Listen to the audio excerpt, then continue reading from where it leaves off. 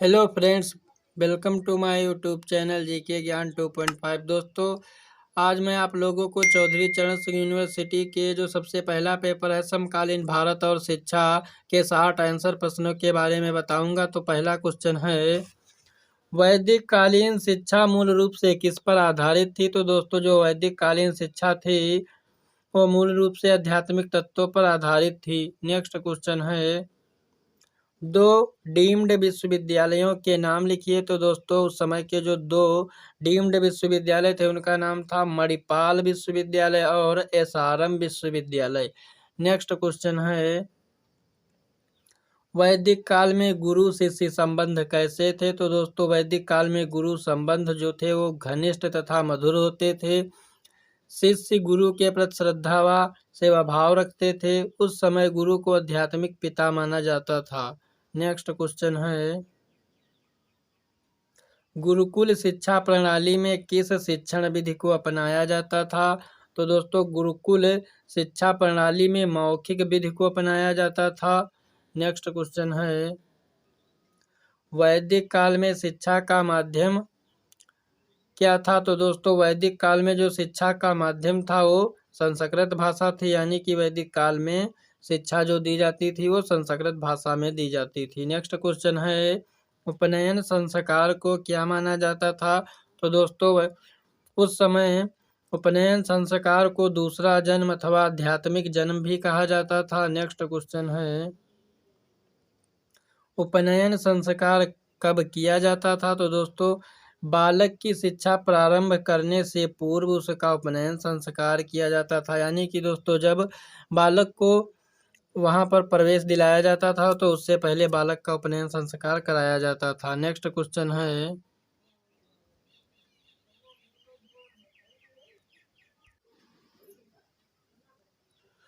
समावर्तन का क्या अर्थ है? तो दोस्तों, शिक्षा पूर्ण कर लेने के उपरांत बालकों का समावर्तन संस्कार किया जाता था।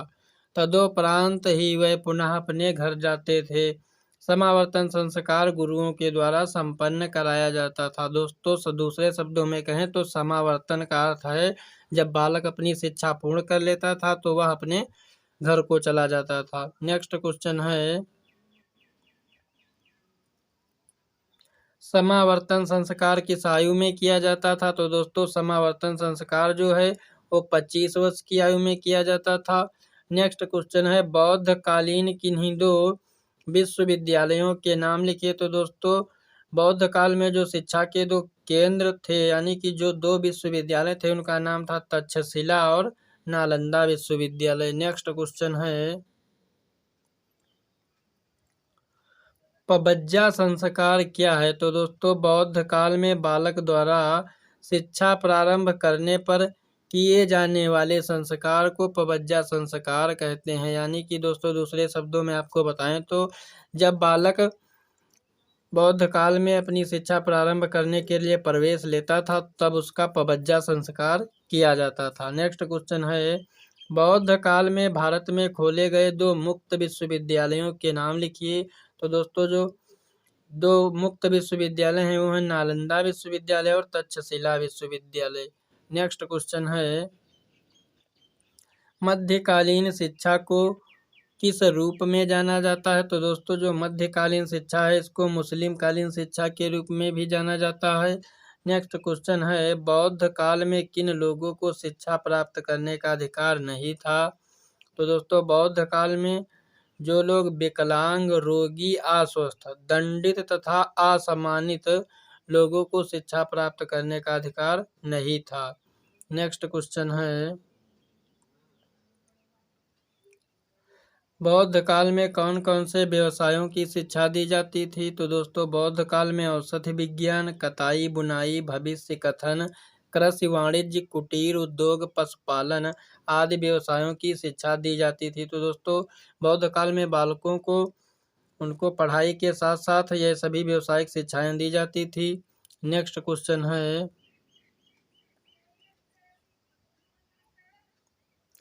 बौद्ध काल में शिक्षा किस स्थान पर दी जाती थी या बौद्ध काल के दो शिक्षा केंद्रों के नाम बताए? तो दोस्तों, बौद्ध काल में जो शिक्षा है वो मठ तथा विहारों में दी जाती थी, नेक्स्ट क्वेश्चन है, मुस्लिम काल की शिक्षा का प्रारंभ किस रस्म से किया जाता था? तो दोस्तों जो मुस्लिम काल की शिक्षा थी उसका प्रारंभ बिस्मिल्लाह रस्म से होता था। बिस्मिल्लाह रस्म 4 वर्ष, जब बालक 4 वर्ष 4 माह 4 दिन का हो जाता था तब करवाई जाती थी। नेक्स्ट क्वेश्चन है, मध्यकालीन शिक्षा के मुख्य उद्देश्य क्या थे? तो दोस्तों जो मध्यकालीन शिक्षा थी तो उसके मुख्य उद्देश्य क्या थे? तो मध्यकालीन शिक्षा के जो मुख्य उद्देश्य थे वो थे इस्लाम धर्म का प्रचार करना, ज्ञानार्जन करना, भौतिक उन्नति और सांसारिक वैभव प्राप्त करना। नेक्स्ट क्वेश्चन है, बिस्मिल्लाह रस्म का क्या अर्थ है? मध्यकालीन शिक्षा प्रणाली के अंतर्गत बालक की शिक्षा प्रारंभ करने के अवसर पर होने वाली रस्म को बिस्मिल्लाह रस्म कहते थे। बिस्मिल्लाह का अर्थ है अल्लाह के नाम पर। नेक्स्ट क्वेश्चन है,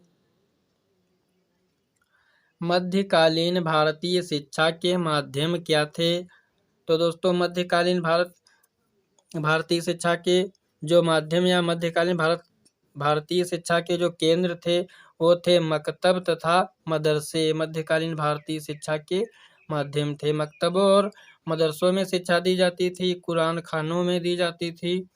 मुस्लिम काल में स्त्री शिक्षा की क्या स्थिति थी? तो दोस्तों मुस्लिम काल में स्त्री शिक्षा उपेक्षित थी। नेक्स्ट क्वेश्चन है,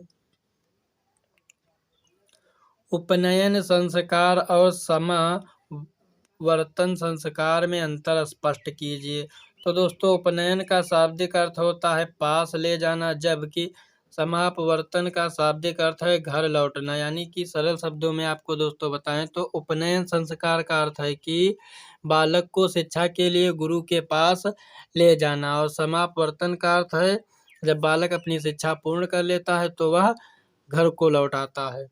उपनयन संस्कार उस समय होता था जब बालक गुरु के संरक्षण में वैदिक शिक्षा आरंभ करता था, जबकि समापवर्तन संस्कार उस समय होता था जब छात्र अपनी वैदिक शिक्षा समाप्त कर लेता था। तो दोस्तों यह वीडियो आपको पसंद आया होगा। तो दोस्तों यदि आपको वीडियो पसंद आया हो तो चैनल को सब्सक्राइब करें और बेल आइकन को जरूर दबाएं, ताकि जब भी मैं कोई नया वीडियो अपलोड करूं इससे रिलेटेड तो आपको उसका नोटिफिकेशन सबसे पहले मिल जाए। Thanks for watching.